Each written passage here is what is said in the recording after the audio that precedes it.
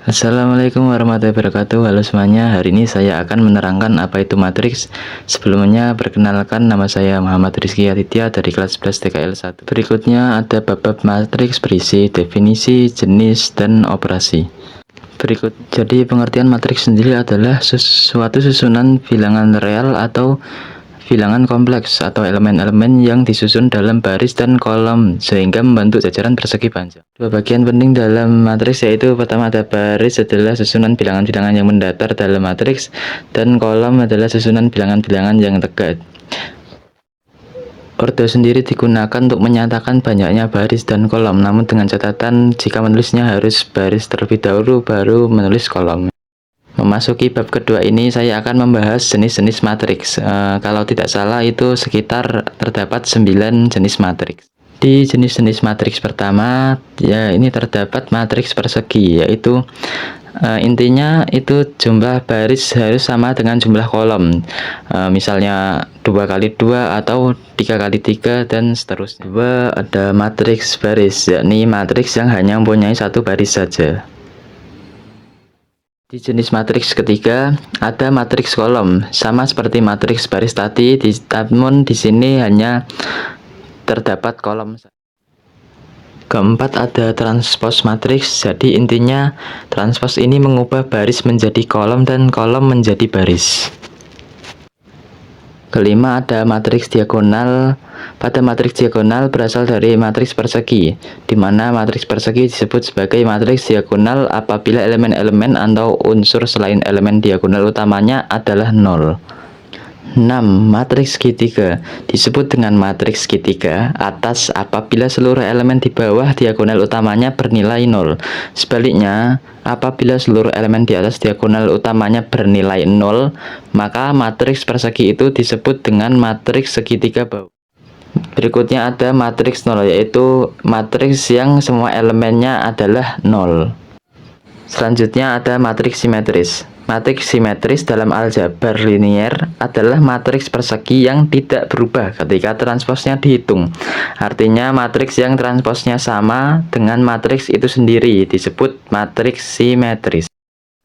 Lanjut ada matriks identitas, adalah matriks diagonal yang semua elemen pada diagonal utamanya adalah 1.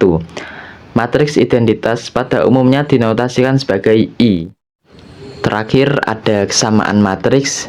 Di kesamaan matriks ini kita dituntut untuk mencari atau menemukan angka asli. Di sini 2A sama dengan 8, maka kita harus mencari nilai dari A. Begitu juga nilai-nilai yang belum diketahui lain. Bab ketiga yakni operasi matriks. Nah, di sini kita akan mulai menghitung matriks nih.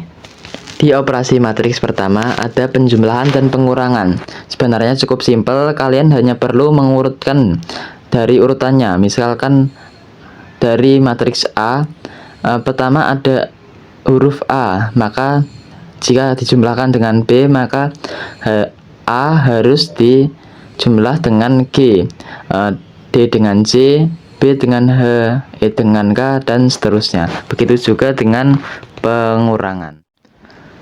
Perkalian. Nah, perkalian pada operasi matriks terdapat dua, yaitu pertama perkalian skalar, yaitu operasi perkalian antara matriks A dengan bilangan skalar. Nah, bilangan skalar ini nantinya akan dikalikan dengan apa saja yang berada pada matriks A ini. Jadi K nanti akan dikali dengan A, dikali dengan C, dikali dengan E, B, dan lain-lain. Berikut ada perkalian dua matriks. Perkalian dua matriks ini ada matriks A dikali matriks B. Nah, jadi dari matriks A kita ambil barisnya lalu dikali kolom dari matriks B. Di sini 1 dan 2 dikali 5 dan 7, lalu dikali kolom dari matriks B lagi 6 dan 8. Begitu juga nanti bawahnya baris atau baris kedua dari matriks A juga dikali kedua kolom dari matriks B dan mendapatkan hasil sebagai berikut. Determinan matriks.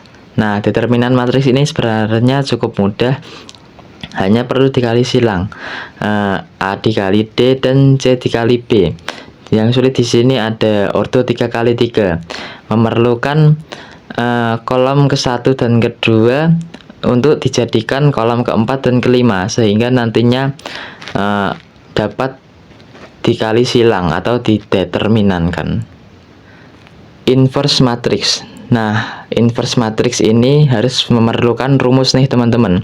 Jadi inverse A sama dengan 1 per determinan A dikali adjoin A. Nah, adjoin ini adalah jika matriks A, B, C, dan D, maka adjoinnya adalah A dan D harus ditukar tempatnya. Nah, yang tempatnya tidak ditukar, yang berubah adalah sifatnya. Yang awal mula positif menjadi negatif.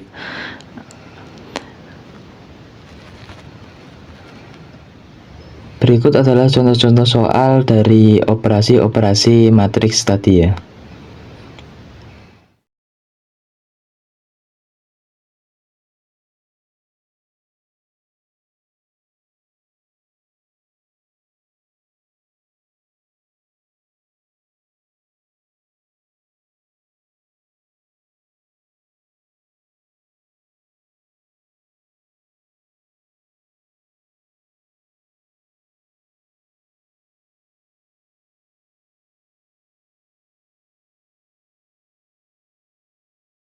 Itu saja penjelasan matriks dari saya. Mohon maaf jika ada kesalahan. Terima kasih. Wassalamualaikum warahmatullahi wabarakatuh. Sampai jumpa. Itu saja penjelasan